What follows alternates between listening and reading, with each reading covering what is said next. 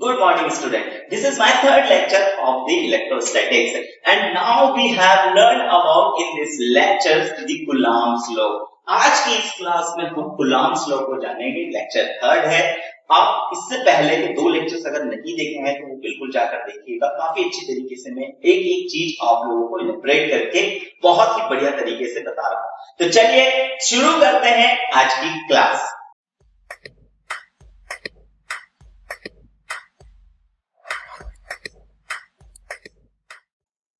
चलिए, तो आज की हमारी इस क्लास में हम Coulomb's लॉ को देखेंगे.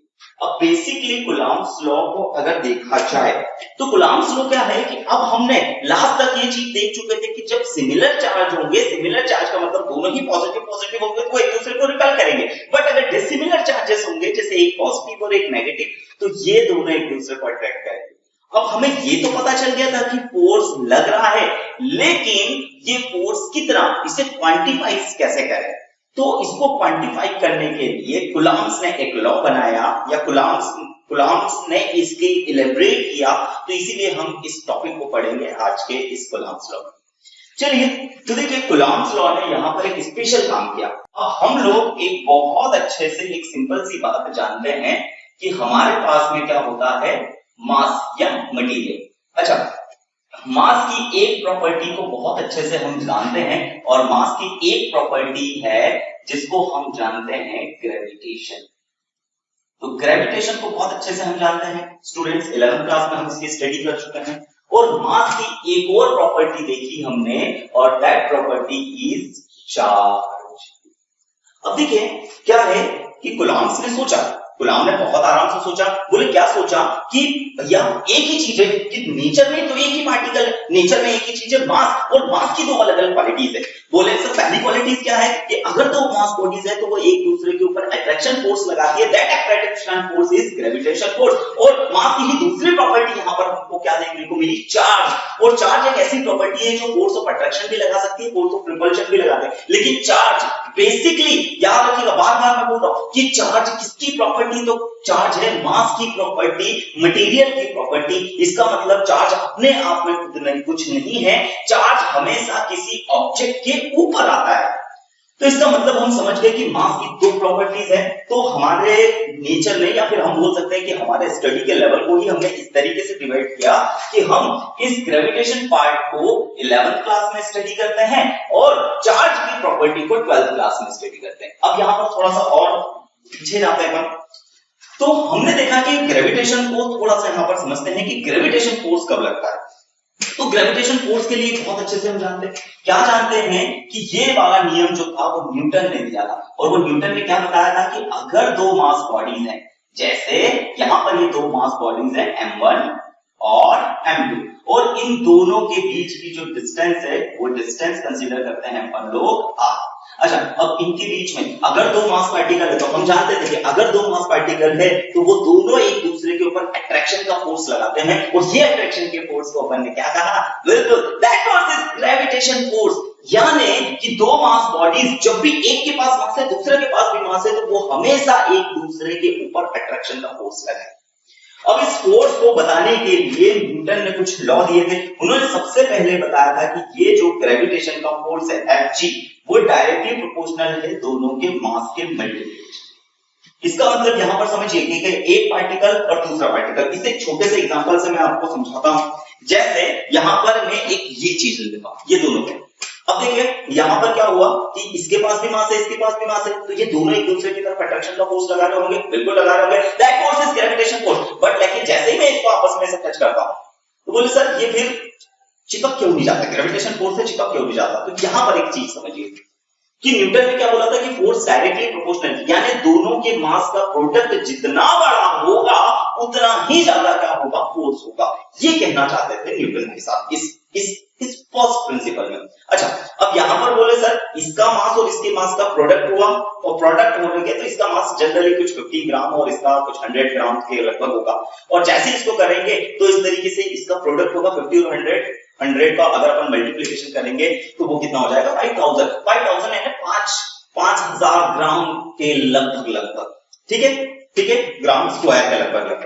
अच्छा, अब यहीं पर समझिएगा कि सर ये चिपक क्यों नहीं रहा है, तो इसका रीजन ये है कि इसका मास और हमारी अर्थ भी तो है यहाँ पर, तो इसका और अर्थ का मास का भी प्रोडक्ट हो रहा है, तो उनका प्रोडक्ट इन दोनों के प्रोडक्ट से कई गुना ज्यादा है, तो इसीलिए फोर्स किसका ज्यादा है, अर्थ का ग्रेविटेशन फोर्स ज्यादा है, इसलिए ये पेन, ये वाला पेन इसे अपनी तरफ नहीं चिपका पा रहा ग्रेविटेशन फोर्स से, अर्थ इसे अपनी तरफ ज्यादा फोर्स से अट्रैक्ट कर रही है, तो इसलिए ये इस पे नहीं चिपकता है और किसकी तरफ गिरता है, बिल्कुल देखिए अर्थ की तरफ गिरता है। तो आई होप सो ये सिंपल सा फिनोमेना आप लोगों को बहुत अच्छे से समझ में आया हो।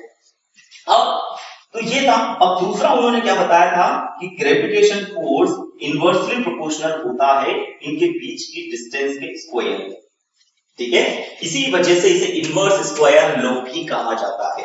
तो याद रखिएगा इनवर्स स्क्वायर लॉ किसने दिया है, तो ये न्यूटन ने ही सबसे पहली बार, यानी इनकी डिस्टेंस अगर अपन 1 टाइम इंक्रीज कर देंगे, ठीक है, यानी जितनी भी है उसके अगर अपन डबल कर देंगे तो फोर्स जो है वो 4 टाइम्स, यानी 2 का स्क्वायर 4 टाइम्स कम हो जाएगा। अच्छा 3 टाइम्स कर देंगे तो 3 का स्क्वायर यानी 9 टाइम डिक्रीज हो जाएगा, कम हो जाएगा, भाई सीधी सी बात है, डिस्टेंस बढ़ जाएगी तो फोर्स डिक्रीज हो जाएगा।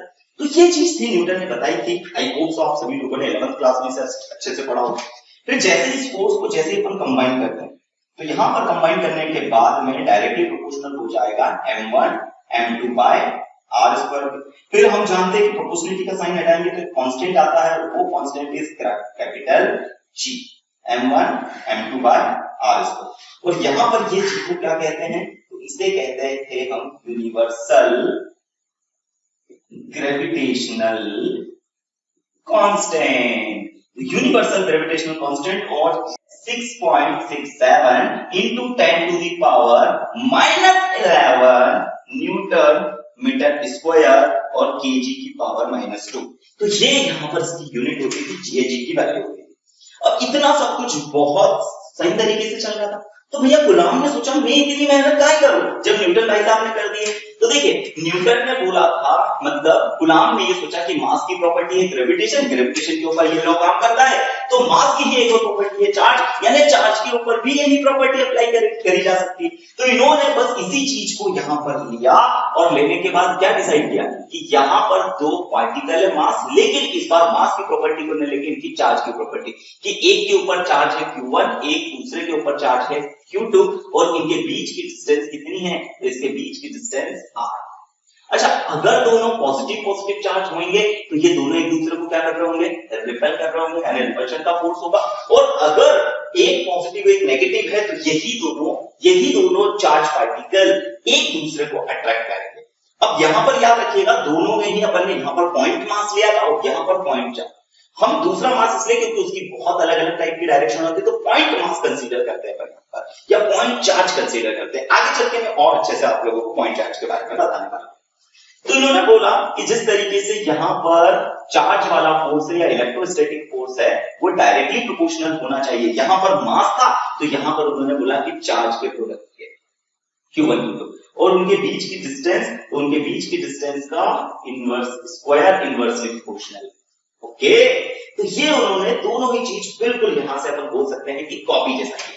अब दोनों को जैसे इन दोनों फोर्स को हम कंबाइन करते हैं, इन दोनों इक्वेशंस को कंबाइन करते हैं तो electrostatic force is directly proportional to Q1 Q2 by R square. अब जैसे ही प्रोपोर्शनलिटी का साइन हटाएंगे तो एक कांस्टेंट आएगा, वो कांस्टेंट यहां पर अपन C लिख देते हैं। C इसलिए अगर आप कोई सी बुक्स देखोगे किसी अलग अलग बुक्स में अलग अलग कांस्टेंट लिया है, कहीं पर K लिया है, तो घबराने की बात नहीं है दोस्तों, आप अपनी तरफ से भी इसे कुछ मान सकते हो, लेकिन इसका नाम जरूर याद रखना। यहां पर क्या है, where C is Coulomb constant, तो C यहां पर क्या है, कूलॉम कांस्टेंट है। अब यहां तक की पूरी पिक्चर, पूरी गाड़ी बहुत आराम से चलती जा रही थी, ठीक है। अब यहां पर इस कूलॉम कांस्टेंट को अपन बहुत अच्छे से पढ़ेंगे कि सर इसकी वैल्यू क्या होती है। जैसे वहां पर तो G की वैल्यू थी 6.67 into 10 to the power -11, but यहां पर कूलॉम कांस्टेंट की वैल्यू क्या होती है, कूलॉम कांस्टेंट की वैल्यू क्या बार-बार बदल सकती है, जैसे यहां पर तो था यूनिवर्सल कांस्टेंट। अच्छा तो इसे थोड़ा सा मैं आगे की तरफ ले चलता हूं, फिर आपको और अच्छे से इलैबोरेट करूंगा, डिवाइड बताऊंगा। चलिए तो इसके फिर से बेसिक फिनोमेना यानी अब इसकी थ्योरी को कैसे करके और हम कैसे तरीके से लिखेंगे, तो चलिए देखते हैं। अब हमारे पास यहां पर क्या है, कूलम्ब्स लॉ। तो कुलाम्स लॉ की जो डेफिनेशन है, the force of attraction and repulsion. क्यों? क्योंकि यहां पर ग्रेविटेशन जो इलेक्ट्रोस्टैटिक फोर्स है वो अकॉर्डिंग टू चार्ज नेचर, यानी अगर दोनों पॉजिटिव चार्ज है तो रिपल्सिव फोर्स, पॉजिटिव नेगेटिव है तो अट्रैक्टिव फोर्स, यही होगा। इसका मतलब यहाँ पर क्या है कि इसीलिए हमने हमारे थ्योरी में या इसकी डेफिनेशन में दोनों फोर्स को कंसीडर किया, अट्रैक्शन एंड रिपल्शन। ये डिपेंड करेगा चार्ज के नेचर से। The force of attraction and repulsion between two point charge। अब यहाँ पर एक स्पेशल फिनोमेना आता है, पॉइंट चार्ज। अब देखिए, अगर हम एक इस तरीके का चार्ज मटेरियल लेते हैं और एक इस तरीके का, ये एक सिंपल एक पॉइंट के ऊपर, अच्छा इसके ऊपर जब चार्ज होगा तो ये इसकी अलग अलग डायरेक्शन से होंगी, ये अलग अलग डायरेक्शन से इसके ऊपर ये फोर्स लगाएगा। तो इसीलिए यहां पर हमने एक बहुत अच्छा सा सिंपल सा फिनोमेना क्या बनाया कि भैया हमने सबसे पहले इसकी स्टडी करी सिर्फ एक सिंगल पॉइंट पर। हम कंसीडर करते हैं कि सारा का सारा जो चार्ज है वो एक सिंगल पॉइंट के ऊपर रखा हुआ है, ठीक है। यानी चार्ज को हम बहुत बड़े रूप में वितरित ना मान करके या पूरे बड़े रूप में फैला हुआ नहीं मान करके एक छोटे से पॉइंट पर कंसीडर करते हैं। ओके, बहुत बढ़िया। अब the force is directly proportional to product of magnitude। इसका मतलब अब यहाँ पर भी शब्द समझिएगा, मैग्नीट्यूड का मतलब क्या है कि हमें केवल और केवल इनकी वैल्यू से मतलब, इनके नेचर से मतलब नहीं है। नेचर का मतलब अगर एक पॉजिटिव है एक नेगेटिव है तो सिर्फ पॉजिटिव और नेगेटिव या पॉजिटिव या नेगेटिव से देख करके हम ये बताएंगे कि फोर्स अट्रैक्शन का है या रिपल्शन का है। Okay, got it. चलिए अब यहां पर देखिए, ये दो चार्ज पार्टिकल है Q1 एंड Q2 और इनके बीच की डिस्टेंस कितनी student, both are separated by r distance. अब फर्स्ट इन्होंने क्या बोला था कि फोर्स जो है इलेक्ट्रोस्टैटिक्स का फोर्स है वो डायरेक्टली प्रोपोर्शनल है Q1 Q2। डायरेक्टली प्रोपोर्शनल किसके है, Q1 Q2।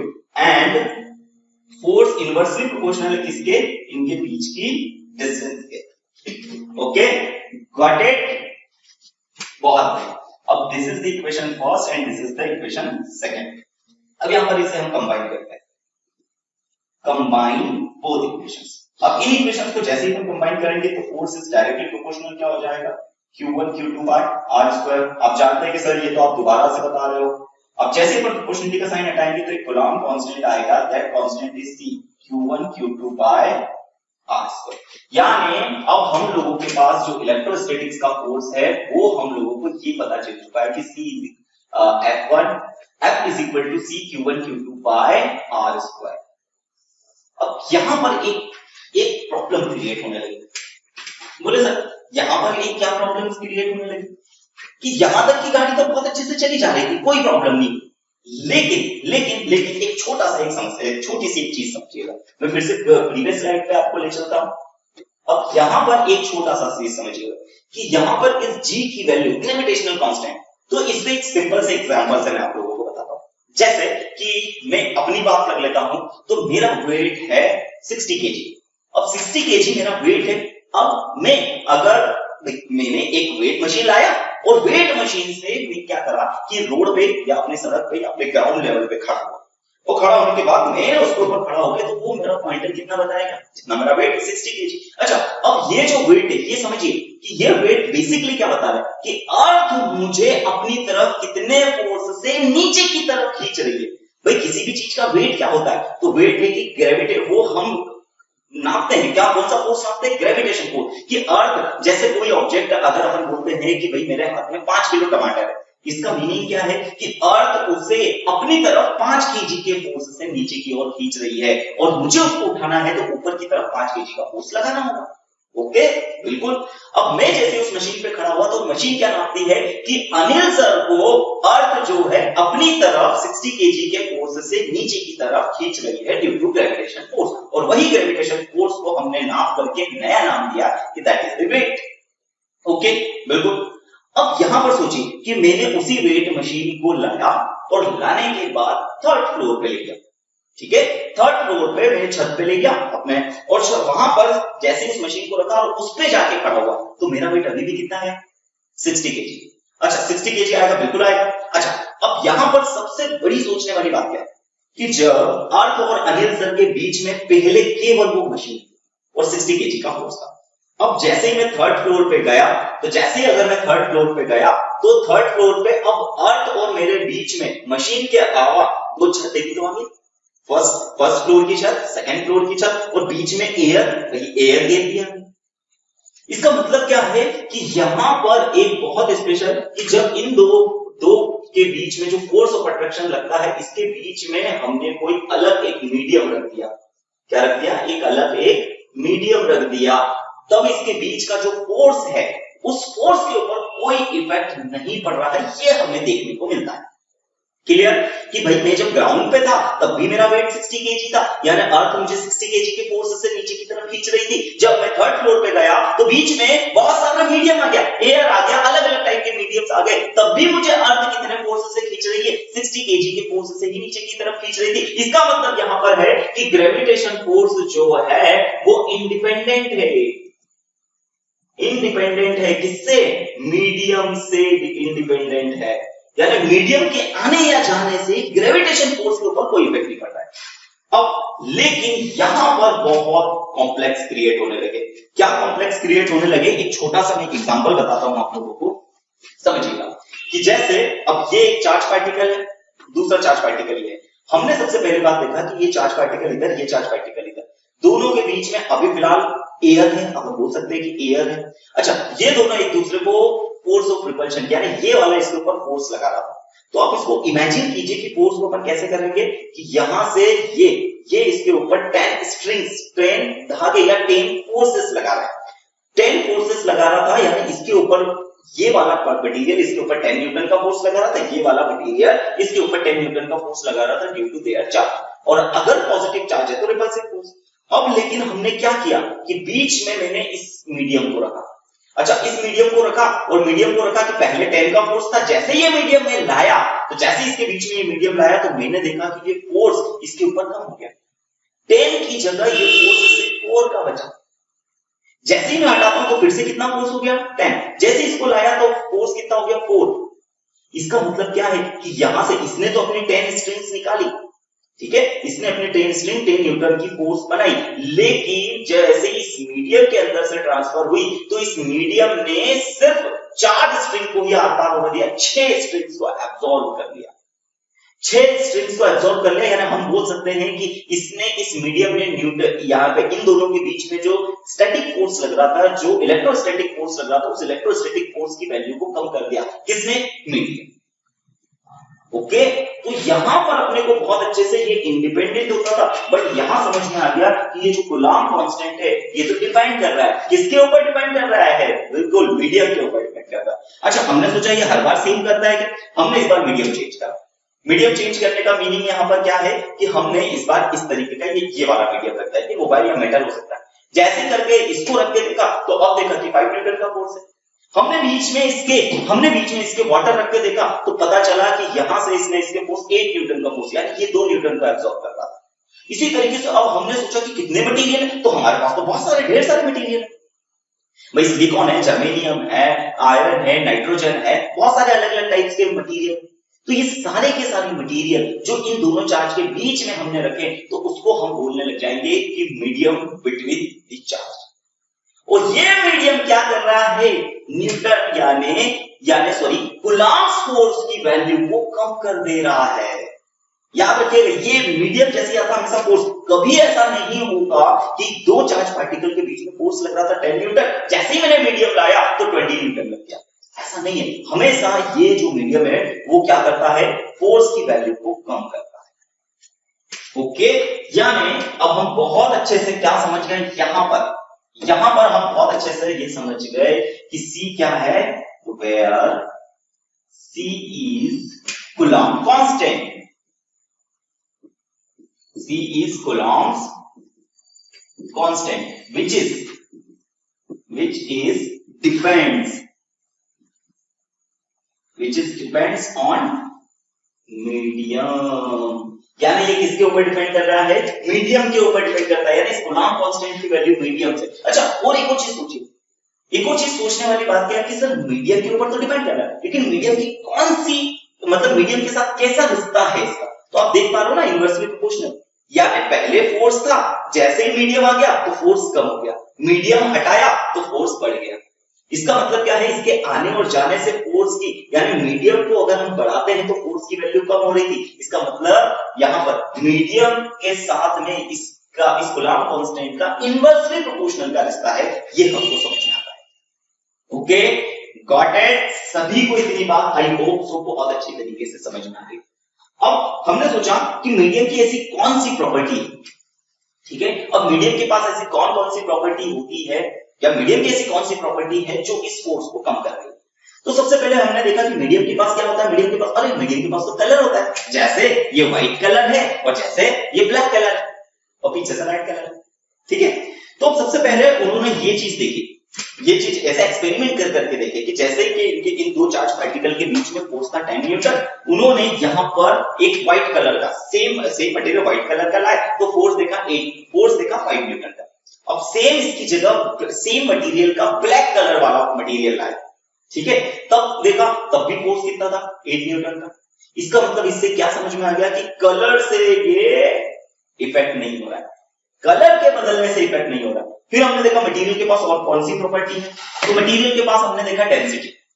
तो हमने पहले सेम मटेरियल लिया, जैसे लकड़ी ली जिसकी डेंसिटी कम थी, और फिर देखा तो फोर्स पता चला कि 10 न्यूटन की बजाय इनके बीच में लकड़ी के रख देने की वजह से फोर्स जो था 7 न्यूटन था। अब हमने हाई डेंसिटी वाली, ज्यादा डेंसिटी वाली जब अपन ने वुड लाके इसके बीच में फिर से प्लेस किया और फिर से देखा तो फिर से 6 न्यूटन का फोर्स, 7 न्यूटन का फोर्स। यहां पर एक बात क्लियरिफिकेशन के साथ में हमें क्या पता चल रही है, यहां पर क्लियरिफिकेशन के साथ एक बात और पता चलती है, और वो बात क्या है कि डेंसिटी भी इसके ऊपर डिपेंड। ऐसे कई सारे एक्सपेरिमेंट करके देखे, तब यहां पर हमें पता चला कि मीडियम के पास, हम जितने भी मीडियम की प्रॉपर्टी जानते हैं वो इसे फोर्स को, वो इसे इफेक्ट नहीं कर रहे थे जितनी हम लोग जानते हैं। तब यहां पर एक बात स्पेशल कही गई या मानी गई, सोची गई, समझी गई। बोले क्या कि मीडियम के पास जरूर एक ऐसी प्रॉपर्टी होती होगी जो फोर्स को कम करती है, कौन से, इलेक्ट्रोस्टैटिक फोर्स को कम करती है, और वो प्रॉपर्टी आज तक इंसानों ने नहीं खोजी। ओके, तब यहां पर माना गया कि मीडियम के पास एक ऐसी प्रॉपर्टी है जो हमेशा क्या करती है, उसके अंदर एक ऐसा गुण होता है, एक ऐसी इनहेरेंट प्रॉपर्टी है जो इलेक्ट्रोस्टैटिक फोर्स की वैल्यू को कम कर दे रही है। और उस प्रॉपर्टी को, मीडियम की उस प्रॉपर्टी को हमने क्या कहा, तो मीडियम की उस प्रॉपर्टी को हमने स्पेशल नाम से कहा परमिटिविटी। अब देखिए इसका नाम परमिटिविटी क्यों पड़ा, क्यों, क्योंकि क्या है कि ये वाला इसके ऊपर फोर्स लगा रहा था 10 न्यूटन। अच्छा, 10 न्यूटन का जैसे फोर्स लगाया, जैसे इस मीडियम को इसके बीच में प्लेस किया, तो मीडियम को इसके बीच में प्लेस किया तो यहां पर फोर्स लगा मान लेते 5 न्यूटन का फोर्स। इसका मतलब क्या है कि सोचिए क्या हो रहा होगा कि 10 स्ट्रिंग्स इसके अंदर से गई और यहां पर ये इस मीडियम से बोलती है कि मुझे वहां तक, मुझे दूसरे चार्ज को फोर्स लगाने के लिए परमिशन दे दो। बोले कितनी, बोले मैं 10 न्यूटन का फोर्स लगाना चाहता हूं। ये चार्ज ने कहा मैं 10 न्यूटन का फोर्स लगाना चाहता हूं, बट मीडियम बोल रहा नहीं 10 का नहीं, अब 5 का फोर्स लगा दो। यानी क्या कर रहा है, ये फोर्स को यहां पर अपने अंदर से जाने के लिए क्या कर रहा है, परमिशन दे रहा है। तो इसी कॉन्सेप्ट से हमने मीडियम की इस प्रॉपर्टी का नाम क्या रखा, परमिटिविटी। ठीक है, तो अब हम आगे बढ़ते हैं स्टूडेंट्स, किसके लिए, इस परमिटिविटी को समझते हैं। I hope so Coulomb's law यहां तक तो आप लोगों को अभी खत्म नहीं हुआ है, कूलम्ब्स लॉ यहां तक आप लोगों को काफी अच्छे से समझ में आया होगा। तो आप समय समय पर स्क्रीनशॉट लेते चलिएगा। बहुत खूब स्टूडेंट्स। ना अब हम बात करते हैं किसके बारे में, परमिटिविटी। तो परमिटिविटी क्या है, अब आप बहुत अच्छे से समझ गए होंगे कि permittivity is a characteristics of medium. Permittivity किसकी कैरेक्टरिस्टिक्स है, किसकी इनहेरेंट प्रॉपर्टी है, मीडियम की, बिटवीन टू चार्ज। और याद रखिएगा मीडियम भी कौन सा लेना है, ऐसा थोड़ी कि भैया दो चार्ज के बीच में जो मीडियम है उसी की बात करेंगे, भैया चार्ज के इधर को रखा है तब वो थोड़ी मीडियम कहलाएगा। मीडियम कब है, जब वो दोनों चार्ज के बीच में। ठीक है, तो टू चार्ज विच इफेक्ट, जो क्या करेगा, अफेक्ट करेगा, किसको अफेक्ट करेगा, दोनों के बीच में जो फोर्स लग रहा है, दोनों चार्ज के बीच में जो फोर्स लग रहा है, चाहे अट्रैक्शन का चाहे रिपल्शन का, उस फोर्स की वैल्यू को अफेक्ट करता है। अब इस परमिटिविटी के लिए हमें एक सिंबल बनाने की जरूरत थी, तो हमने सिंबल यहां पर एक लिया, और वो सिंबल क्या है, ये इस तरीके से, इसे हम प्रोनाउंसिएशन क्या करेंगे, एप्सिलॉन। तो याद रखिएगा एप्सिलॉन, बार बार आप 2-4 बार इसे कहेंगे तो आप लोगों को आदत हो जाएगी। एप्सिलॉन, इस परमिटिविटी का हमने एक सिंबल बनाया एप्सिलॉन। ओके, अब यहां पर एक चीज और समझिएगा थोड़ी सी, यहां पर देखिए, अब समझिए, जैसे ये इसके ऊपर फोर्स लगा था, क्लियर, ये इसके ऊपर, इस मटेरियल के ऊपर फोर्स लगा रहा था 10 न्यूटन का। जैसे हमने मीडियम ले आए तो मान लेते हैं कि ये इधर अब फोर्स लगाने दे रहा है 7, तो इसकी परमिटिविटी कितनी है?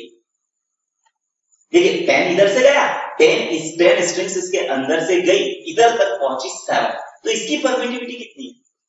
तो इसकी परमिटिविटी है 3 या 7? तो इसकी परमिटिविटी है 7, कि कितनों को अपने अंदर से ये परमिट कर रहा है, कितनों को अपने अंदर से जाने दे रहा है, तो इसकी परमिटिविटी कितनी होगी? 7। फिर से चलिए, अब हमने एक दूसरा मटेरियल लाए जो इसके ऊपर फोर्स लगा रहा था, ये वाला इसके ऊपर फोर्स लगा रहा था, दैट फोर्स इज 10 न्यूटन। अब जैसे ही अपन ने मीडियम को यहां पर प्लेस किया, अब पता चला कि इसके ऊपर फोर्स 3 न्यूटन का लग रहा है, तो इस मीडियम की परमिटिविटी कितनी है?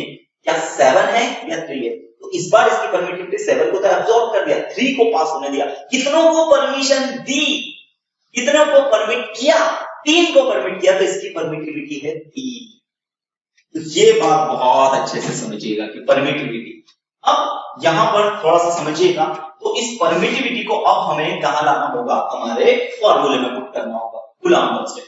अच्छा, अब यहां पर एक चीज और समझिएगा कि सबसे पहले जैसे हमारे पास में ये एक चार्ज पार्टिकल है और चार्ज पार्टिकल है, तो देखिए आप जैसे एक सिंबल, एक छोटा सा इमेजिन कीजिएगा कि एक चार्ज पार्टिकल, अच्छा ये चार्ज पार्टिकल फोर्स की जो स्ट्रिंग लगा हुआ है, समझिएगा कि जैसे अब दूसरा एक इमेजिन करके चलिएगा, थोड़ा सा हमें इमेजिनेशन करना, जितना ज्यादा आप अच्छे से इमेजिनेशन कर पाओगे फिजिक्स को समझना उतना ही आसान होगा।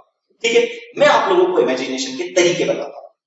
एक पॉइंट चार्ज यहां पर है, एक पॉइंट चार्ज यहां पर है। अच्छा, एक पॉइंट चार्ज, अब ये पॉइंट चार्ज कितने स्ट्रिंग्स निकाल रहा है अपनी तरफ? तो अब ऑब्वियस सी बात है, ये जो फोर्स की स्ट्रिंग्स निकाल रहा है, इसने इधर भी निकाली, इधर भी निकाली, इधर भी निकाली, इधर भी, इधर भी, इधर भी, इधर भी, यानी ऑल 360 नहीं बोलेंगे अपन, 720 डायरेक्शंस में, सारी 6 डायरेक्शंस में ये फोर्स निकाल रहा है, इधर इधर इधर इधर ऊपर नीचे सब। अच्छा, ये अब यहां पर कितने स्ट्रिंग्स इसको मिल रही है? भैया इसने तो सब दूर निकाला, और सब दूर निकालने के बाद एक स्ट्रिंग इसकी तरफ गई, अब एक स्ट्रिंग इसकी तरफ गई, लेकिन इसने बनाई तो सब दूर। अब यहां पर एक बात होती है, तो थोड़ा सा इमेजिन कीजिए कि एक चार्ज, और वो अपने चारों तरफ स्ट्रिंग जो बनाएगा वो एक स्फेरिकल शेप में नहीं बनाएगा, मतलब इस तरीके से सारी लाइंस बनाएगा, तो 360 एक स्फीयर इमेजिन कीजिए कि स्फीयर के सेंटर से तो निकल रही होगी। अब हम एक चीज जानते हैं कि स्फीयर, तो स्फीयर के सेंटर पे टोटल एंगल कितना होता है? तो स्फीयर के सेंटर पे टोटल एंगल होता है 720, याद रखिएगा। सर्कल के सेंटर पे देखिए, इसे अपन कैसे इमेजिनेशन कर सकते हैं? इमेजिन कीजिए कि हमारे पास एक सर्कल, तो एक सर्कल ऐसा जिसके सेंटर पे 360 का एंगल बनता है, और दूसरा सर्कल ऐसा। सोचिए एक सर्कल के अंदर दूसरा सर्कल ऐसा फंसा हुआ, अब तभी तो वो स्फीयर का रूप ले लेगा। तो एक सर्कल का 360, दूसरे सर्कल का 360, यानी स्फीयर के सेंटर एंगल जो होता है, स्फीयर में जो सेंटर एंगल होता है वो कितना होता है? 720। अब हम एक और चीज, इसे हम पाई के फॉर्म, रेडियन के फॉर्म में लिखना चाहते हैं, तो इसे रेडियन में कन्वर्ट करने के लिए हम क्या करते हैं? 720 इसमें मल्टीप्लिकेशन करते हैं पाई बाय 180। तो जैसे यहां पर हम इसे कैलकुलेट करेंगे तो 4 टाइम्स एंगल, यानी हम बोल सकते हैं कि कितना एंगल क्रिएट हो रहा है सेंटर पे, तो स्फीयर के सेंटर पे 4 पाई एंगल क्रिएट हो रहा है। ओके, गॉट इट, बहुत बढ़िया। अब और चीज समझिएगा कि इसने कितने स्ट्रिंग्स बनाए, समझिएगा बहुत अच्छे से, है ना? तो इमेजिन कीजिएगा कि कूलम्ब कांस्टेंट को अपन रिप्रेजेंट करते हैं, तो कूलम्ब कांस्टेंट को जब अपन रिप्रेजेंट कर रहे हैं तो समझिएगा, यहां पर मैं थोड़ा सा फिर से डायग्राम आप लोगों के लिए बनाता हूं कि यहां पर हमारे पास ये था चार्ज मटेरियल Q1, ये था Q2, दोनों को अपन पॉजिटिव चार्ज मान लेते हैं, इन दोनों के बीच की डिस्टेंस। अच्छा, अब ये अपने चारों तरफ जो स्ट्रिंग्स बना रहा है, उसने इधर भी बनाई, इधर भी बनाई, इधर भी बनाई, इधर इधर इधर इधर इधर, पूरा कितना? 720 पे, यानी 4 पाई एंगल। अच्छा, अब इसमें से इस चार्ज के ऊपर ये कितनी स्ट्रिंग पहुंची? ठीक है, तो ये एक पहुंची, इसका मतलब हम बोल सकते हैं कि 4 पाई में से 4 पाई जो स्ट्रिंग्स क्रिएट हो रही है उसमें से दूसरे चार्ज पार्टिकल तक कितनी पहुंच रही है? 1। बिल्कुल उसी तरीके से इसे सोचिए जैसे स्कूल्स में या आप लोगों के जब टेस्ट होते हैं तो आपको मार्क्स मिलते हैं। जैसे ये होता है ना, किसी को मार्क्स मिले 100 आउट ऑफ 80, इसका मतलब 100 का पेपर था, 80 मार्क्स आपने गेन किए। तो इसी तरीके से सोचिए कि टोटल कितनी स्ट्रिंग्स क्रिएट हो रही थी? 4 पाई। उसमें से इस चार्ज पार्टिकल के पास कितनी पहुंच रही है? 1 स्ट्रिंग पहुंच रही है। 4 पाई मतलब 1/4 पाई। आई होप सो ये क्लियरली आप लोगों को विजिबल भी हो रहा होगा, समझ में भी आ रहा होगा ना। नेक्स्ट, अब यहां पर हमने देखा कि सर ये सब तो ठीक है, लेकिन वो मीडियम का अब बीच में अपन ने मीडियम रख दिया। अब बीच में ये मीडियम रख दिया तो हमने देखा कि ये मीडियम इस जो एक सिंगल स्ट्रिंग इसको भी और कम कर रहा था, और उसकी उस प्रॉपर्टी का नाम अपन ने क्या रखा? परमिटिविटी। तो यानी कम कर रहा था, इनवर्सली प्रोपोर्शनल करता था। तो इसलिए इसके साथ में एक और चीज क्या आएगा? Epsilon M. Epsilon M, epsilon का मतलब है परमिटिविटी और एम का मतलब जिस मीडियम की हम बात कर रहे हैं। तो यहां पर बना हमारे पास में क्या? कूलॉम कांस्टेंट की एक नई वैल्यू। तो कूलॉम कांस्टेंट की नई वैल्यू क्या है? C is equal to 1/4 pi epsilon M. बहुत बढ़िया। इसका मतलब अब हमारे पास फोर्स का, कूलॉम फोर्स का एक नया फॉर्मूला बना, और दैट फॉर्मूला इज C की जगह हम प्लेस कर देंगे 1/4 pi epsilon M Q1 Q2 by R square. तो ये फॉर्मूला अभी तक हमें पता चला कि मीडियम के आने की वजह से कूलॉम फॉर्मूला इस तरीके से इलेबरेट होगा, इस तरीके से डिफाइन होगा। और ये बात समझ में आता है एप्सिलॉन एम नीचे क्यों आया? क्योंकि एम और फोर्स के बीच में बताया था मैंने कि जैसे ही मीडियम आता है तो फोर्स की वैल्यू कम हो जाएगी, तो इनवर्सली प्रोपोर्शनल का रिश्ता होना चाहिए। ओके, बहुत खूब। अब ये सारी चीजें तो बहुत बढ़िया चलती रही, लेकिन अब एक समस्या आने लगी। अब एक समस्या क्या आने लगी कि ये सर एप्सिलॉन एम को हम कैसे समझे, कैसे कैलकुलेट करें? ठीक है, अब ये इसे कैसे कैलकुलेट करें? क्योंकि जैसे ही अपन ने पानी लाया तो इसकी वैल्यू बदल जाएगी, तो फोर्स अलग। हमने फिर उसके बाद में हमने जैसे कार्बन रख दिया तो अलग हो जाएगा, नाइट्रोजन रख दिया, कार्बन डाइऑक्साइड रख दिया तो अलग हो जाएगी, हमने प्लास्टिक रख दिया तो अलग हो जाएगा, आयरन रख दिया तो अलग हो जाएगा, स्टील रख दिया तो अलग हो जाएगा। और इतना सारा, तो हमारे पास तो इतने सारे मटेरियल। लेकिन अब एक चीज आप सोचिए कि एक ऐसी चीज है हमारे पास में, एक ऐसी चीज है कि अगर मैं इस मीडियम को रखूं, दो चार्जेस के बीच में किसी मीडियम को प्लेस करूं या ना करूं, एक तो हमेशा रहेगा। मैं मीडियम रखूं ना भी रखूं तो भी एक ऐसी चीज है जो इसके बीच में आ ही जाएगी, और वो कौन सी है? बिल्कुल, जैसे दो चार्ज है, इसके बीच में अगर मैं कुछ भी नहीं रखा तो भी एक चीज तो है ना, और वो क्या है? एयर। क्लियर? अब ये एक्सपेरिमेंट करके देखा। अभी हम जानते हैं कि डेंसिटी से कोई फर्क नहीं पड़ता, तो यानी हमने दो चार्ज से उनके बीच में 10 न्यूटन का फोर्स लग रहा था, किसकी वजह से? एयर की वजह से। हमने यहाँ पर एयर को कम करा या एयर की डेंसिटी को कम करा, और एयर की डेंसिटी को कम करते करते यहाँ पर वैक्यूम क्रिएट किया, तो अभी इनके बीच में फोर्स थोड़ा सा कम हुआ, लेकिन ऑलमोस्ट 10 न्यूटन के, ऑलमोस्ट 10 न्यूटन के, थोड़ा सा कम हुआ। इसका मतलब हम समझ गए कि जो फोर्स की वैल्यू एयर के दो चार्ज पार्टिकल के बीच में एयर हो या एयर को भी हटा के हम वैक्यूम क्रिएट कर ले, तो दोनों फोर्सेस की वैल्यू ऑलमोस्ट सेम है। तो इसीलिए अब हमने एक चीज यहां पर स्पेशली बनाई, और वो स्पेशली चीज क्या बनी? ठीक है, व्हेन एयर और वैक्यूम बिटवीन दी चार्ज, अगर दोनों चार्ज के बीच में क्या है? एयर हो जाए या वैक्यूम। अच्छा, अब इसे ही एक और चीज याद रखिएगा, इसे ही कई सारे, जैसे आप एनसीईआरटी देखोगे तो यहां पर इसी चीज को उन्होंने फ्री स्पेस कहा। तो याद रखिएगा, एयर और वैक्यूम को एक और नाम से हम जान सकते हैं, फ्री स्पेस। तो कई बार आगे चलकर मैं सिर्फ फ्री स्पेस लिख दूंगा या कई बार एयर एंड वैक्यूम लिखेंगे, तो आप लोगों को कंफ्यूज नहीं होना है, समझ में रखना, ध्यान में रखना इस चीज।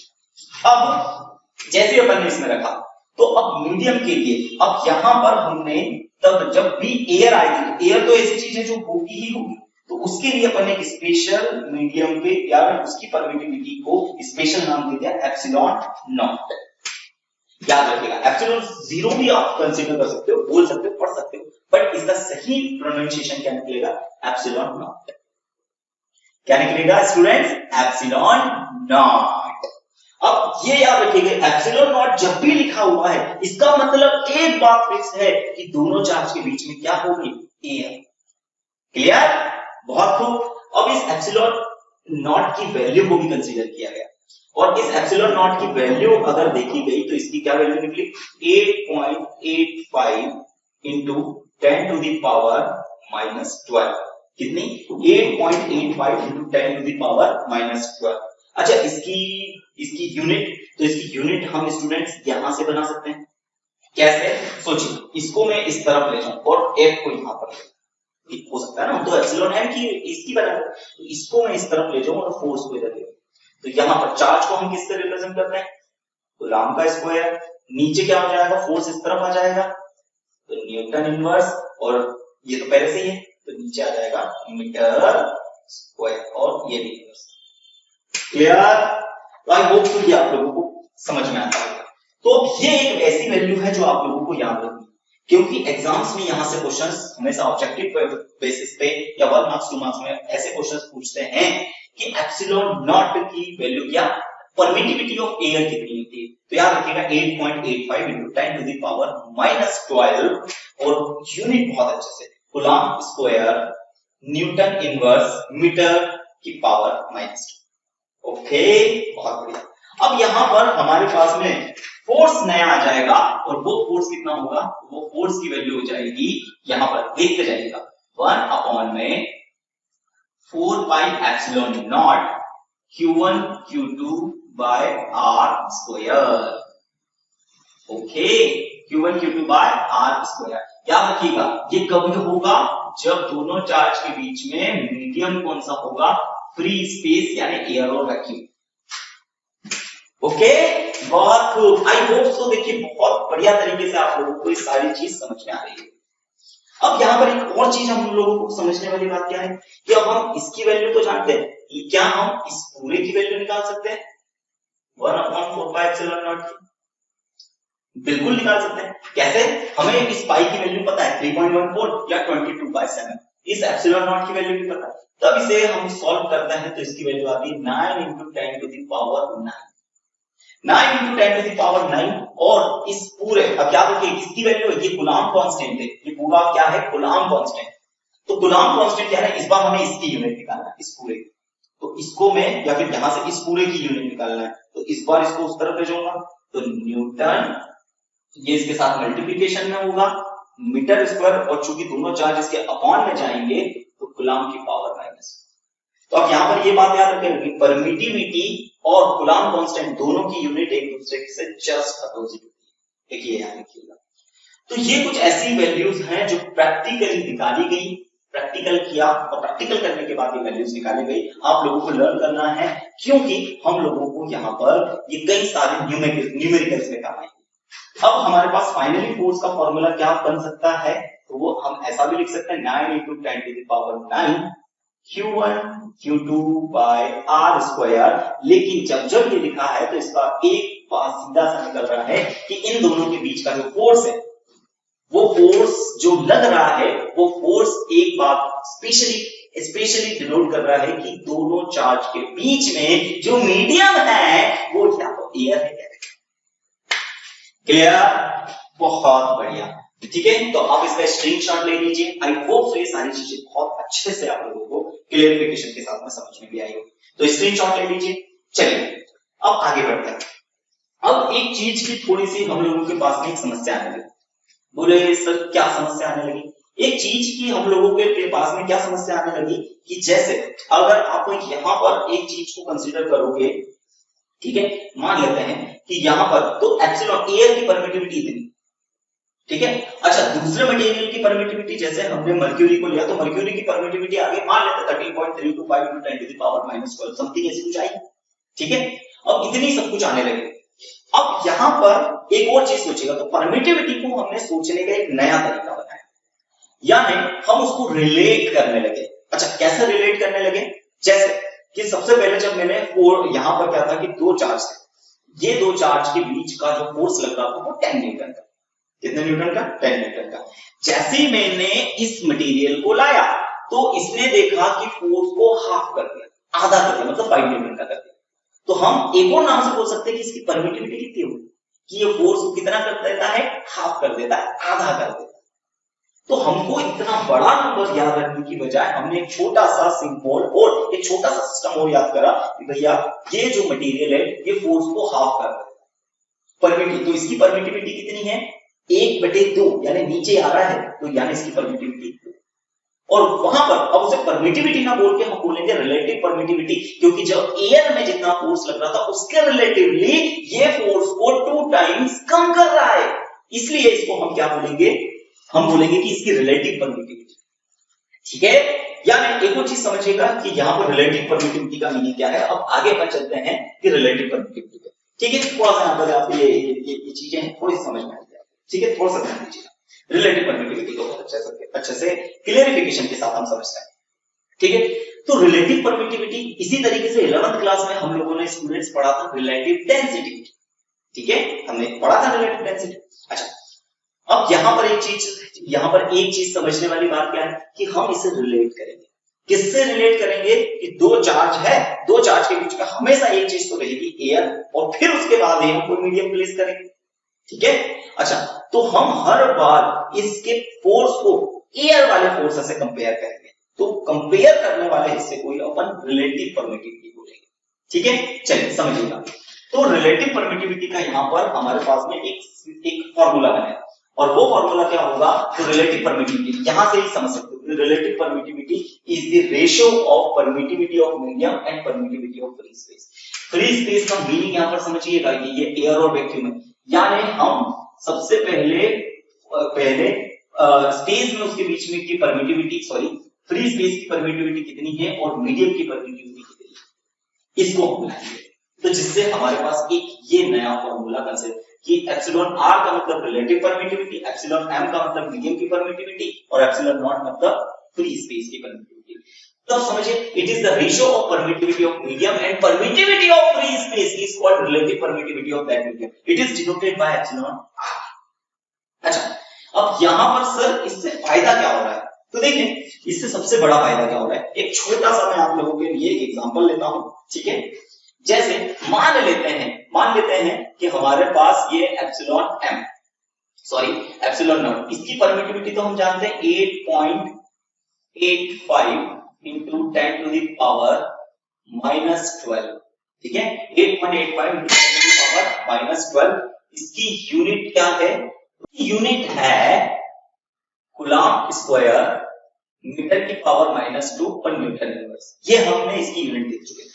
अब एक इमेजिन कीजिए कि हमारे पास एक और मीडियम है, और वो मीडियम की परमिटिविटी, एक कोई सा भी मीडियम है उसकी परमिटिविटी, एक छोटा सा एग्जांपल लेके आप लोगों को बताना चाहता हूं, तो अपनी मर्जी से एक छोटा सा मैं ले लेता हूं, 8.85 ना, ओके।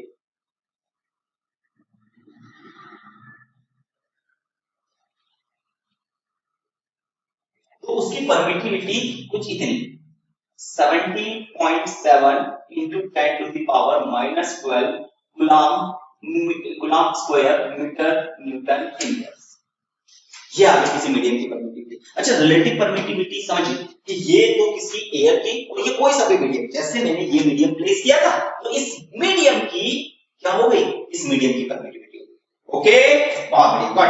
अब यहां पर समझिएगा, इसको इस फॉर्मूले में अगर मैं पुट करूं, तो इसको जैसे ही हम इस फॉर्मूले में पुट करेंगे, एप्सिलॉन आर मीडियम की permittivity 17.7 into 10 to the power कितनी हो जाएगी, -12 कूलम्ब स्क्वायर मीटर की पावर -2 न्यूटन इनवर्स। फिर अपने को किसकी रखना है, बिल्कुल एयर की, तो 8.85 into 10 to the power -12 coulomb square metre inverse newton inverse. अब आप इससे क्या देखोगे कि सबसे पहले तो सारी यूनिट से यूनिट कैंसिल, इससे ये कैंसिल, और इसको आप कैलकुलेशन करोगे तो इसकी वैल्यू कितनी आएगी,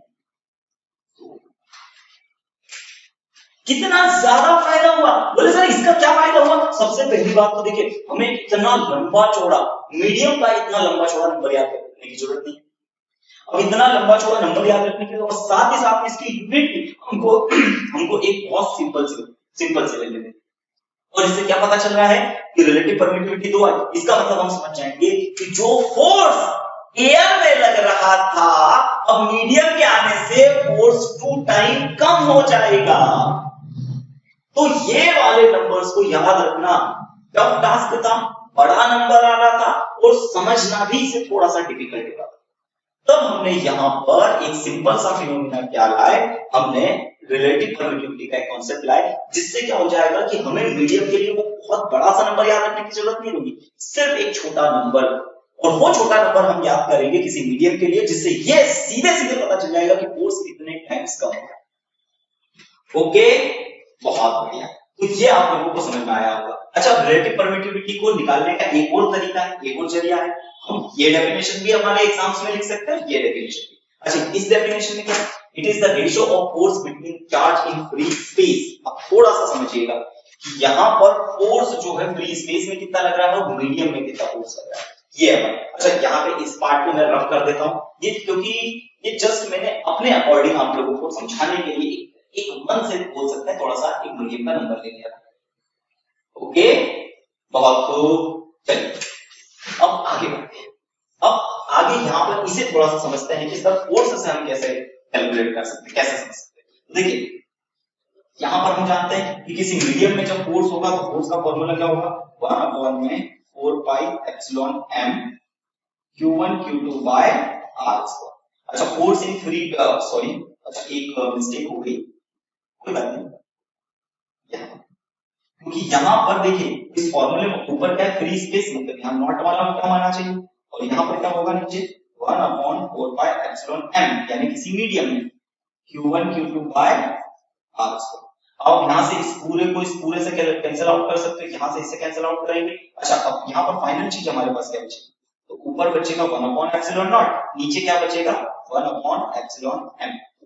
अब ये ऊपर इसके साथ में जाकर रेसिप्रोकल हो जाएगा, तो रिलेटिव परमिटिविटी फिर से हमको कितनी मिल जाएगी, एप्सिलॉन m अपॉन में एप्सिलॉन नॉट। तो हम सेम परमिटिविटी का same concept according to force भी समझा सकते हैं, बता सकते हैं, या आप अपने हिसाब से दोनों ही चीजों में से जो आपको बेस्ट लगे आप उसे यूज कीजिएगा अपने एग्जाम में, और समझ में आ रहा होगा दोनों का मतलब। ओके, तो ये था रिलेटिव और परमिटिविटी का कॉन्सेप्ट। अब एग्जाम में एक छोटी सी बात याद रखिएगा कि अगर आपसे पूछा जाता है कि परमिटिविटी की यूनिट क्या होती है, तो परमिटिविटी की यूनिट होगी, मीडियम की परमिटिविटी की यूनिट होगी कूलम्ब स्क्वायर मीटर की पावर -2 न्यूटन इनवर्स, या न्यूटन की power -2। Okay, but relative permittivity की अगर आपसे यूनिट पूछे तो याद रखिएगा relative permittivity is a unitless quantity, इसकी यूनिट नहीं है, क्योंकि यहां पर देखिए जितनी यूनिट इसकी है उसकी यूनिट कैंसिल हो जाएगी। तो याद रखिएगा एग्जाम में इस बात का ध्यान रखिएगा कि रिलेटिव परमिटिविटी की कोई यूनिट नहीं है, बट परमिटिविटी की यूनिट है। तो आई होप तो ये पूरा कॉन्सेप्ट आप लोगों को बहुत अच्छे से समझ में आया होगा। अच्छा, अब यहां पर एक और चीज, हम यहां पर रिलेटिव परमिटिविटी और यहां से हम एप्सिलॉन m को भी अच्छे से समझ सकते हैं।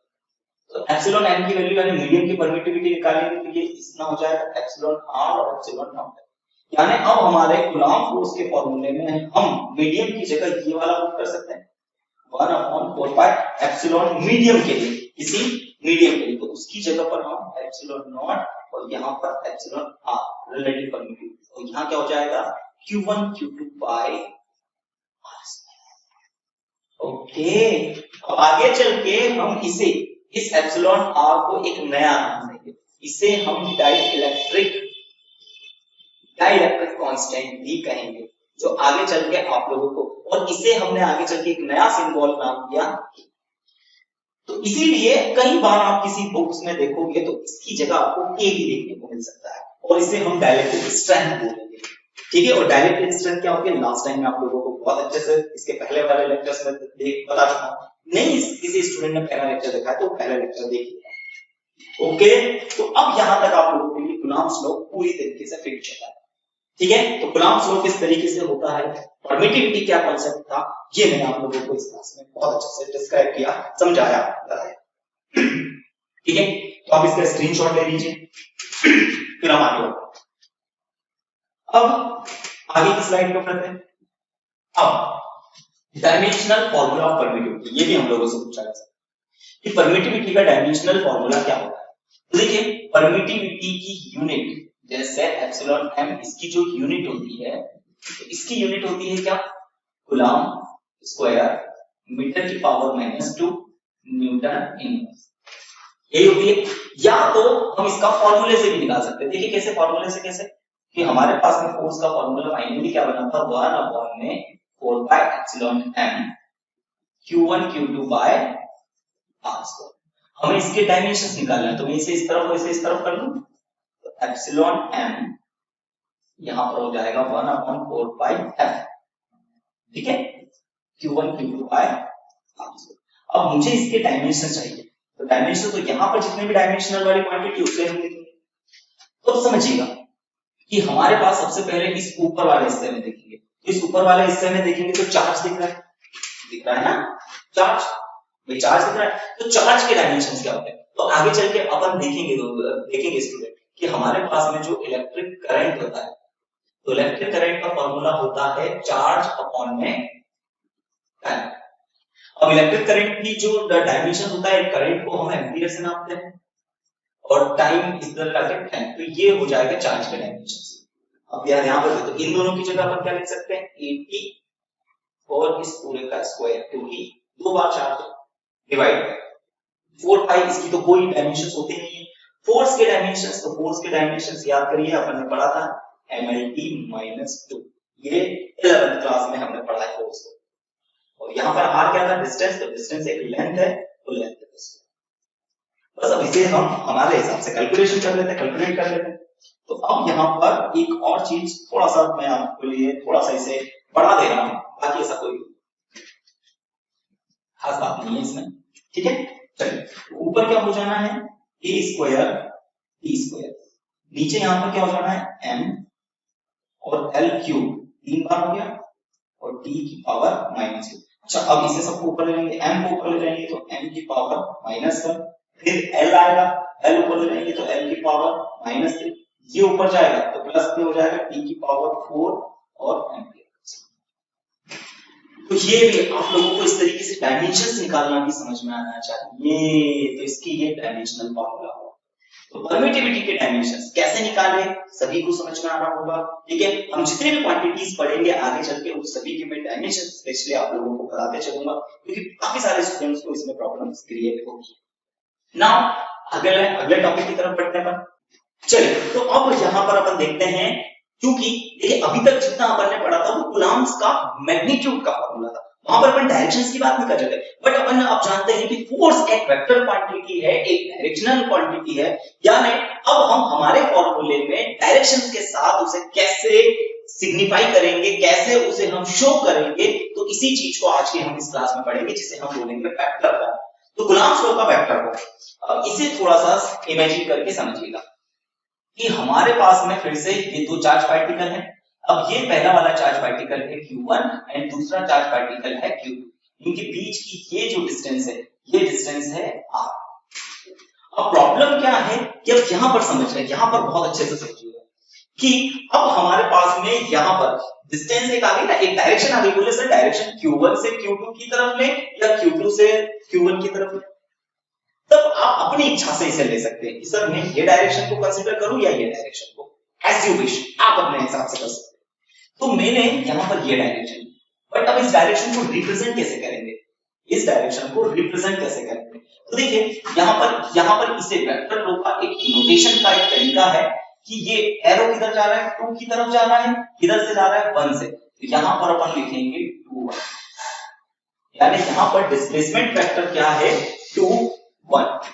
समझ में आ रहा है, इमेजिन कीजिएगा जैसे, और यहां पर समझिएगा जैसे हमारे पास में यहां पर ये कुछ अलग अलग इस तरीके से है, यहां पर 1 2 3 इस डायरेक्शन को, और मुझे एक इस डायरेक्शन को रिप्रेजेंट करना है, तो इस डायरेक्शन के लिए मैं क्या लिखूंगा, तो r का किधर जा रहा है, इधर 1 की तरफ जा रहा है, तो 1 मतलब जहां पर गया वो पहले और उसके बाद 1 क्लियर। अच्छा इसमें एरो किस तरफ जा रहा है, 3 की तरफ जा रहा है, तो इसे कैसे कंसीडर करेंगे, 3 2 और ये एरो, तो ये डिस्प्लेसमेंट वेक्टर है, डिस्प्लेसमेंट को शो करने का एक सिंपलीफाइड एक तरीका है, जिससे अपन वेक्टर डायरेक्शंस को रिप्रेजेंट करते हैं।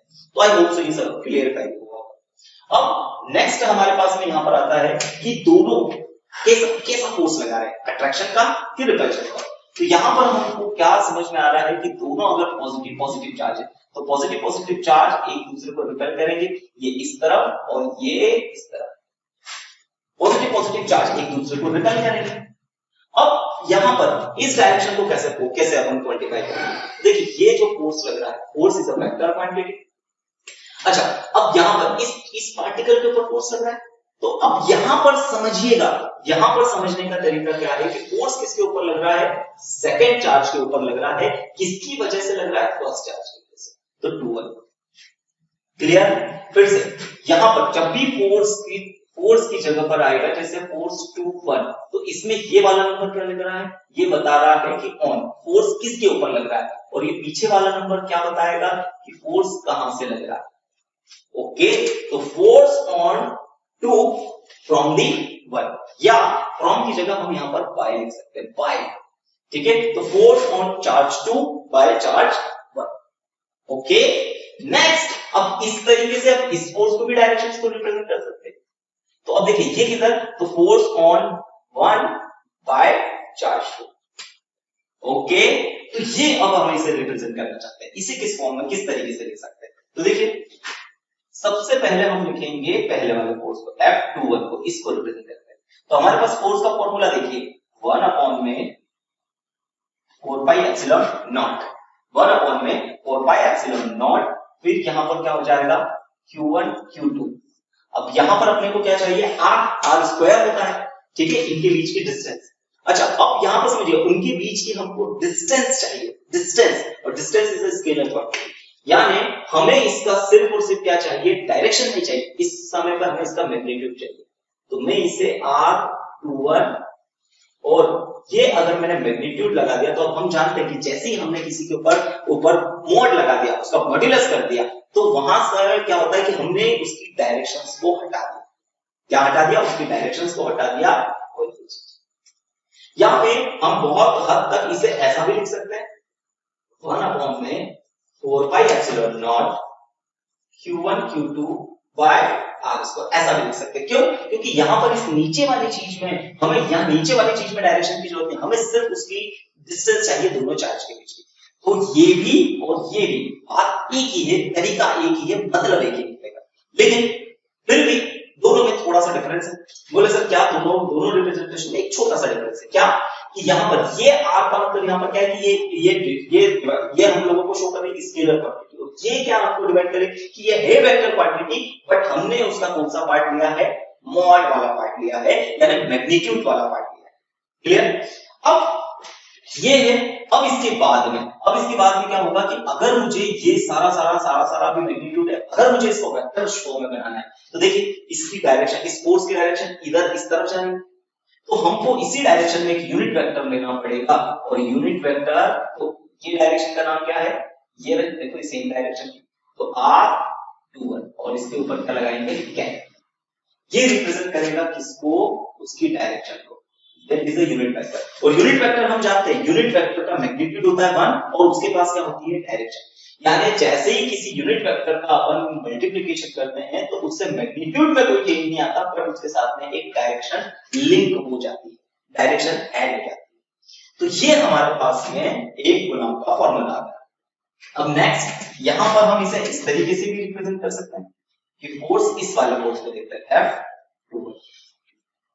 ओके, अब फोर्स 21, यहां पर इसका फॉर्मूला क्या होना है, 1 अपॉन में 4 pi epsilon not Q1 Q2। अब यहां पर भी इसका मैग्नीट्यूड चाहिए, तो चाहिए तो मैं इसे R12 का स्क्वायर करके लिखूं, या ठीक है, क्योंकि यहां पर सिर्फ मैग्नीट्यूड की बात कर रहे हैं, डायरेक्शन नहीं, तो चाहे ये लिख ले चाहे ये लिख ले, बात है। बट यहां पर मुझे इस बार ये वाली डायरेक्शन चाहिए, तो ये वाली डायरेक्शन में क्या दिखेगा हमको, ये वाली डायरेक्शन 21 है, तो ये वाली डायरेक्शन 12 क्या, that is a unit vector. Now अब इसे हम इस फॉर्म में और कन्वर्ट कर सकते हैं, 1 अपॉन में 4 pi epsilon not Q1 Q2 by R square, और R कैप। ओके, ये फोर्स को रिप्रेजेंट करने का तरीका।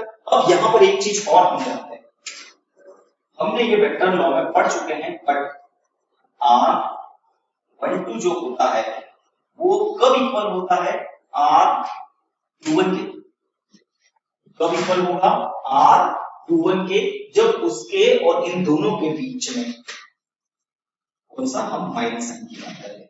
मतलब समझिए कि दोनों मैग्नीट्यूड वाइज एक दूसरे के इक्वल है, लेकिन डायरेक्शन R21 की डायरेक्शन अगर ये है तो R21 की डायरेक्शन ये है तो R12 की डायरेक्शन ये होगी। तो दोनों को सेम करने के लिए हमको पता है कि दोनों एक दूसरे के इक्वल कब होंगे, जब माइनस साइन होगी। तो माइनस का मतलब क्या होता है कि डायरेक्शन आपस में चेंज। अब सोचिए कि अगर इस पूरे को मैं इस दोनों फॉर्मूले के ऊपर अप्लाई करूं तो यहां से अपन फाइनल रिजल्ट ये निकाल सकते हैं कि F12 फोर्स जो 12 है वो इक्वल है माइनस F21। क्लियर? लेकिन यहां पर हम देखते हैं कि इसका मैग्नीट्यूड, दोनों के मैग्नीट्यूड को अगर बात करें तो दोनों के मैग्नीट्यूड वाइज ये दोनों एक दूसरे के इक्वल। यानी यहां से एक फाइनल रिजल्ट ये निकाल सकते हैं अपन कि जो कूलॉम्स लॉ, जो दोनों फोर्सेस है, बोथ फोर्स आर इक्वल, दोनों फोर्स इक्वल हैं, but both force equal but opposite in direction।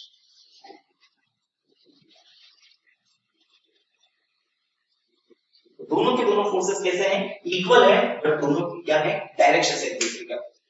तो ये वेक्टर नोटेशन यानी हमने वेक्टर रिप्रेजेंट करने का एक तरीका है। बहुत बढ़िया, आई होप सो ये चीजें अब आप लोगों को अच्छे से समझ में आ रही है। चलिए अब इसका एक दूसरा फॉर्म और देखते हैं, ठीक है, एक सेकंड फॉर्म और इसका, ये वेक्टर लॉ का फर्स्ट फॉर्म था। अब सेकंड फॉर्म में बिल्कुल इसी तरीके से हम बात करते हैं कि हमारे पास में ये दो चार्ज पार्टिकल हैं, ये charge particle Q1 and Q2, इनके बीच की ये डिस्टेंस कितनी है R। अगर मैं ये डायरेक्शन ले रहा हूं तो इसे R21 डायरेक्शन कंसीडर करेंगे।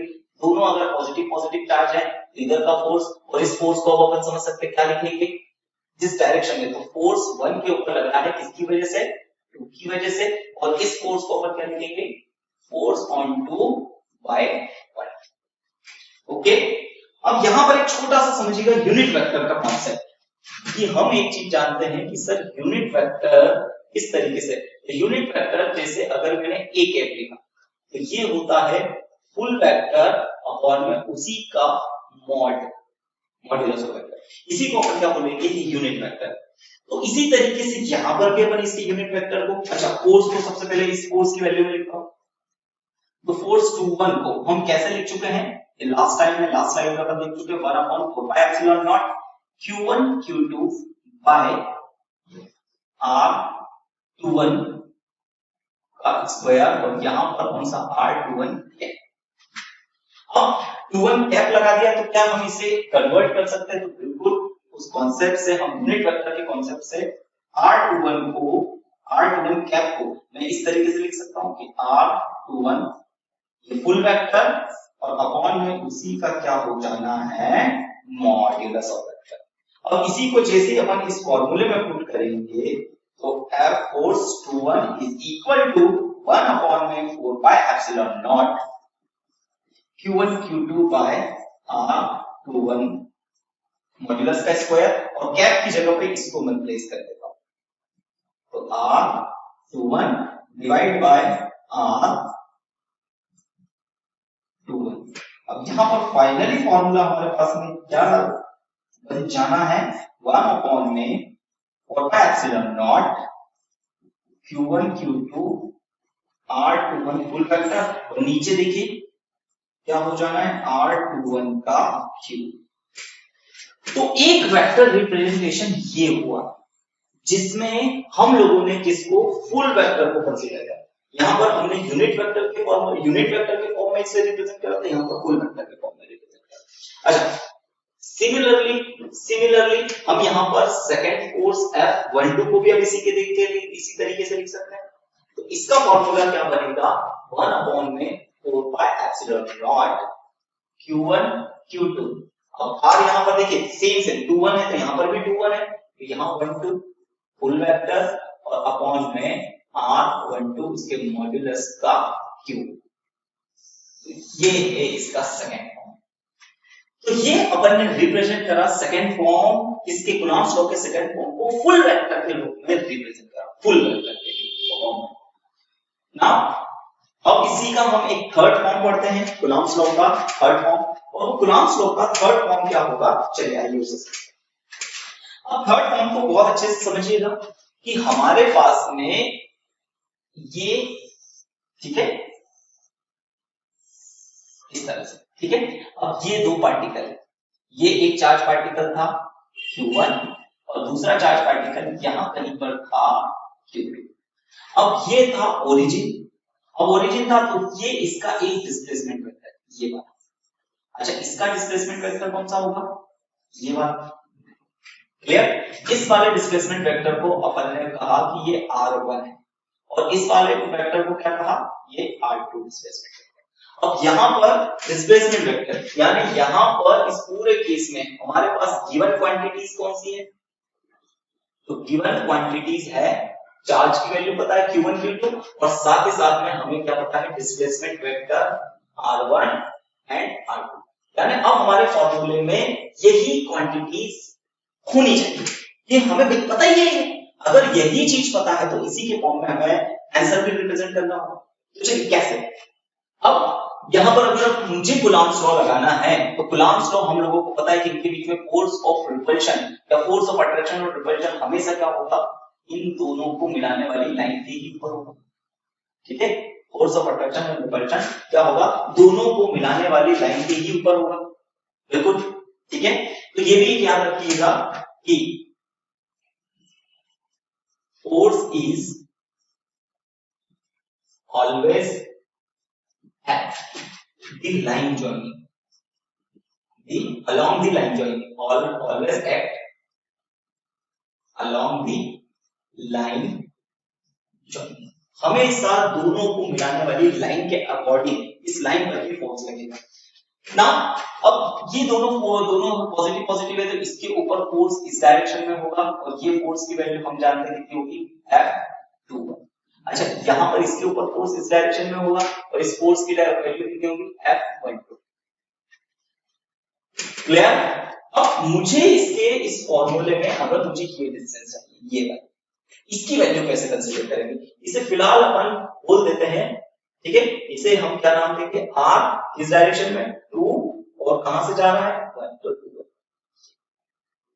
अब याद कीजिए अपन ने ट्रायंगल लॉ पढ़ा था, ठीक है। जैसे हमने वेक्टर एडिशन का ट्रायंगल लॉ पढ़ा था, तो वेक्टर एडिशन का ट्रायंगल लॉ क्या होता है, तो वेक्टर एडिशन के अकॉर्डिंग ट्रायंगल लॉ समझिए, जैसे ये चीज हमने देखी थी ना कि एक ये है और एक ये और इसके बीच में ये वाला, ये A वेक्टर, ये B वेक्टर, ये C वेक्टर। तो ट्रायंगल लॉ कैसे काम करता है, तो देखिए दो एरोस जो एक के पीछे एक थी, तो देखिए ये और ये इसके एक के पीछे दिख रहा है, मतलब जो सेम डायरेक्शन में है वो प्लस होंगे, तो A vector C vector plus होगा और ये जो अपोजिट डायरेक्शन वाला मिल रहा है ये इसके ऊपर, क्लियर। अच्छा, यहीं से एक और चीज समझ सकते हैं, क्या मैं C की वैल्यू निकाल सकता हूं, तो C को अपन कैसे निकाल सकते हैं, B माइनस A। अब यहां पर आप लोग ये नियम याद रखो कि सर यहां से एक वेक्टर इधर जा रहा है, एक वेक्टर इधर जा रहा है और मुझे इसकी वैल्यू निकालना, तो देखिए ये इस तरफ जा रहा है तो पहले जिस तरफ एरो है वो B पहले आएगा और माइनस A वाला, क्लियर। थोड़ा सा इसे और समझिए, जैसे कि मेरे पास में इस तरीके से ये वेक्टर है, इस वेक्टर को मैं बोल देता हूं A वेक्टर, इस वेक्टर को बोल देता हूं B वेक्टर। अब मुझे इस वेक्टर की रिक्वायरमेंट है ये वाली, तो इसे मैं कैसे रिप्रेजेंट करता हूं कि ये इस डायरेक्शन में जा रहा है तो किस तरफ जा रहा है, A की तरफ, तो A वेक्टर और किधर से आ रहा है, इसे इस तरीके से रिप्रेजेंट कर सकते हैं। तो बस इतना हिस्सा याद रखिएगा, इस वेक्टर के अकॉर्डिंग, डिस्प्लेसमेंट वेक्टर के अकॉर्डिंग कि जिस डायरेक्शन में जा रहा है पहले वाले वेक्टर को कंसीडर करेंगे माइनस उसके टेल वाले वेक्टर, और वही तरीका यहां लगा सकते हैं। तो ट्रायंगल लॉ के अकॉर्डिंग R21 ये किसके इक्वल होगा, R21 इस डायरेक्शन में जा रहा है तो पहले कौन सा होगा, R2 वेक्टर और इधर से आ रहा है R। ओके, चलिए बहुत बढ़िया। अब लास्ट टाइम पे हम लोग फोर्स की वैल्यू को किस तरीके से पढ़ चुके थे, तो F21 को हम ऐसे कंसीडर कर चुके हैं 1 अपॉन में 4 pi epsilon not Q1 Q2 bye, नीचे याद कीजिएगा, नीचे हमारे पास में क्या था, R21 का क्यूब और यहां पर था R21 का ये फुल वेक्टर, याद कीजिए। हाँ ये, अब बस इसी को इस फॉर्म में अपन लिख सकते हैं, 1 अपॉन में 4 pi epsilon not Q1 Q2। अच्छा अब R21 को क्या लिख सकते हैं, तो ये देखिए यहाँ पर मैंने ट्रायंगल लॉस लगाया, तो R2 माइनस R1 वेक्टर का होल क्यूब और R21 की जगह पे यहां पर हम क्या लिखेंगे, इसकी जगह पे R2 माइनस R। तो ये है हमको कोऑर्डिनेट ज्योमेट्री, या हम बोल सकते हैं कोऑर्डिनेट के अकॉर्डिंग फोर्स को रिप्रेजेंट करने का वेक्टर, कोऑर्डिनेट के अकॉर्डिंग। अच्छा सिमिलरली अगर मैं इसे ही देख करके F12 फोर्स को रिप्रेजेंट करना चाहूं तो उसे क्या लिखेंगे, 1 upon 4 pi epsilon not Q1 Q2। यहां पर क्या हो जाएगा इसका फुल वेक्टर में, तो ये प्लेस चेंज हो जाएगी क्योंकि अब मुझे इस डायरेक्शन वाले को लिखना होगा, तो R1 माइनस R2 और अपॉन में क्या आना है, modulus of R1 minus R2 vector के मॉड्यूलस का क्यूब, ये होगा वेक्टर नोटेशन। तो अब यहां पर हमने वेक्टर के तीन रूपों को देखा कि वेक्टर के नोटेशन को तीन तरीके से पढ़ा, तीनों आई होप सो बहुत अच्छे से क्लैरिफाई हुए होंगे, आप लोगों को समझ में आएंगे। ये वेक्टर नोटेशन का तरीका था, जो इसका एक मतलब वेक्टर क्या होता है, कैसे इसका मल्टीप्लिकेशन एडिशन होता है, ये हमने 11th में देख चुके हैं। आप हमारे पुराने वीडियोस को जाकर देख सकते हैं, वहां पर आप लोगों को वेक्टर को बहुत अच्छे तरीके से इलस्ट्रेट करके समझा है। यहां जितनी आवश्यकता थी इस कोर्स के लिए वो मैंने आप लोगों को बताया। नाउ अब हमारे आज के क्लास के लास्ट टॉपिक की तरफ बढ़ते हैं, और that last topic is principle of superposition. अच्छा प्रिंसिपल ऑफ सुपरपोजिशन क्या होता है, तो प्रिंसिपल ऑफ सुपरपोजिशन का एक छोटा सा एक सिंबल समझिएगा, क्या है कि हमारे पास में एक चार्ज ये रहा, ठीक है, एक चार्ज है ये रहा Q1, एक दूसरा चार्ज है हमारे पास में और ये चार्ज है Q, दोनों पॉजिटिव पॉजिटिव। अच्छा इनके बीच का जो फोर्स है, अब इनके बीच का फोर्स तो आप समझ सकते हैं, इधर का ये फोर्स क्या होगा, हाँ तो अब ध्यान से फोर्स ऑन 1 बाय दी, अच्छा इसके ऊपर का ये वाला फोर्स क्या होगा, फोर्स 2 बाय दी 1। अच्छा अब तीसरा चार्ज हमारे पास में जैसे यहां पर आ गया, ये माइनस क्यू और इसका नाम हमने लिख दिया है। अब ऑब्वियस सी बात है ये इसको अपनी तरफ क्या करता होगा, ये वाला फोर्स इसके ऊपर कैसा फोर्स लगा रहा होगा, अट्रैक्शन, तब ये फोर्स क्या होगा, फोर्स बाय 3 मतलब फोर्स ऑन 3 बाय 1। क्लियर। अच्छा अब यहां पर एक चीज सिंपल से समझने की बात है, इसे एक दूसरे रूप से भी मैं एक सिंपल सा तरीके से समझा सकता हूं। जैसे ये दो चार्ज है, ये दो चार्ज है Q1 और Q2, इनके बीच में जो फोर्स ऑफ रिपल्शन लग रहा है वो मान लीजिए 10 न्यूटन। तो अगर तीसरा फोर्स अगर यहां पर आया, तीसरा चार्ज यहां पर आया, ये Q3, ये भी इसके ऊपर फोर्स लगा है, लेकिन इन दोनों के बीच में जो 10 न्यूटन का फोर्स है वो हमेशा 10 न्यूटन का ही रहेगा। इसके आने या जाने से दोनों के फोर्स के ऊपर कोई इफेक्ट नहीं पड़ेगा। इसका मतलब दो चार्ज है, ये चार्ज इसको 10 न्यूटन के फोर्स से रिपेल कर रहा है, ये इसको 10 न्यूटन के फोर्स से। अगर एक चार्ज को बीच में भी रख दें तब भी इन दोनों के बीच का जो फोर्स है वो 10 न्यूटन ही रहेगा। मतलब इसके आने या जाने से इन दोनों के बीच में जो फोर्स ऑफ रिपल्शन लग रहा था उसके ऊपर कोई भी फर्क नहीं पड़ेगा।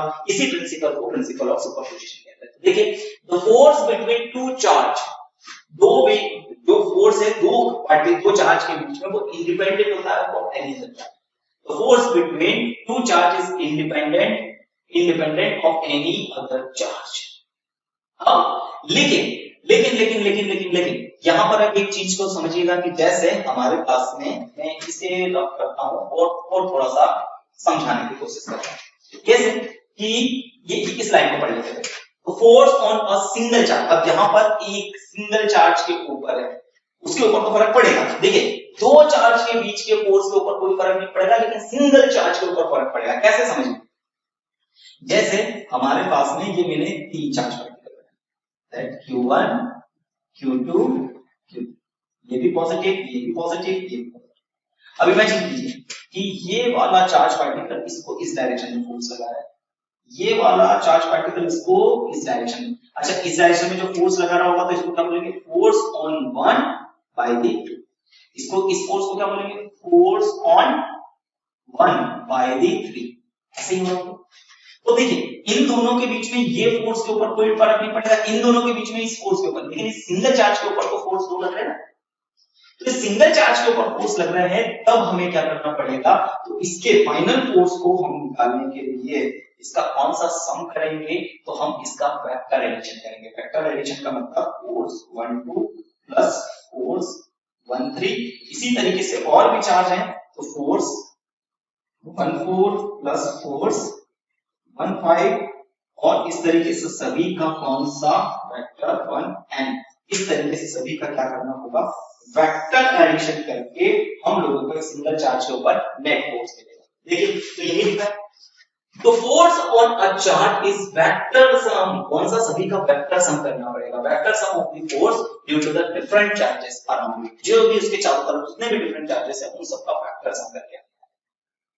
क्लियर? तो ये था हमारे पास में प्रिंसिपल ऑफ सुपरपोजिशन। तो कैसी लगी आपको आज की क्लास, आप कमेंट करके जरूर बताइएगा, ठीक है, और कमेंट करके जरूर बताइएगा। और बिल्कुल इसी तरीके से बहुत शानदार मजेदार वाली क्लास आप लोगों के लिए लगातार मैं अनिल देवड़ा लाता ही रहूंगा, ठीक है। तो कैसे लगी आपको क्लास, कमेंट करके जरूर बताइएगा। तो आज की क्लास को खत्म करते हैं यहीं पर। बहुत बहुत धन्यवाद आप सभी लोगों का। जय हिंद, जय भारत।